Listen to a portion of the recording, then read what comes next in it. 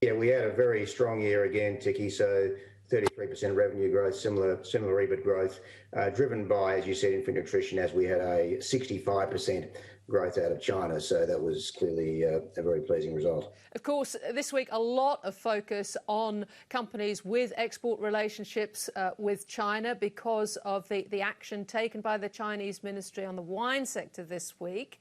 Are you worried about that moving across to dairy?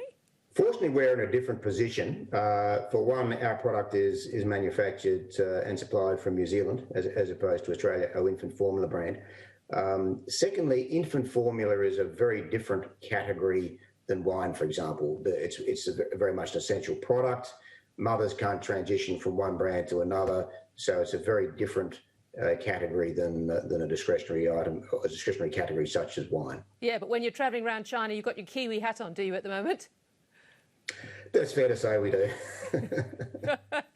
All right. Now, looking at COVID, the impact of COVID, I'd love to get some insight from you in your different markets, and particularly China, of course, and the US. Sure, very different, Tiki. So the two markets are very different.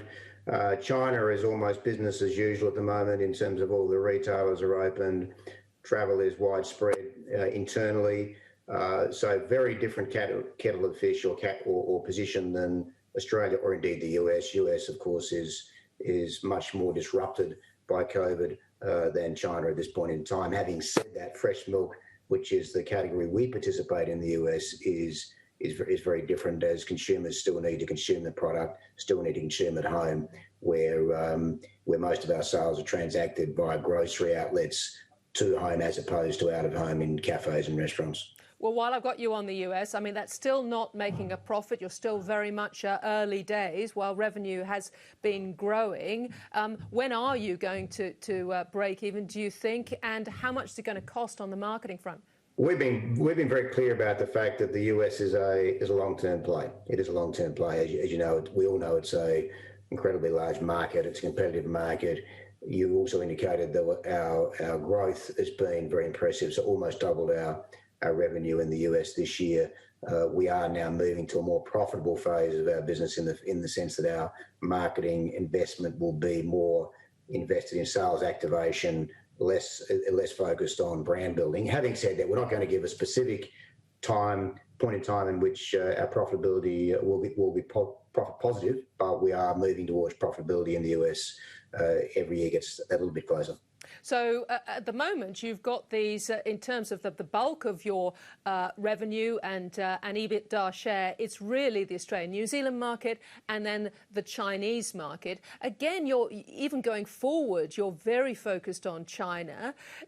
You're not sort of putting eggs in many other Asian baskets, I mean, even though you have some presence. Correct. China is an incredibly attractive market. It's like no other infant formula market in terms of the size of the market, given the stage 3 and 4 phenomenon, where children use infant nutrition far later in their life cycle than they do in other markets, in other Western markets.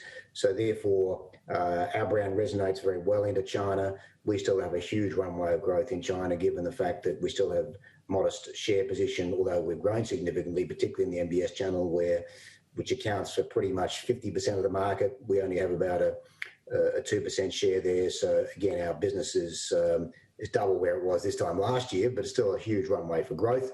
We do have fledgling businesses in Korea and Vietnam, but we've got to be honest, still don't represent the same growth opportunity as the China market.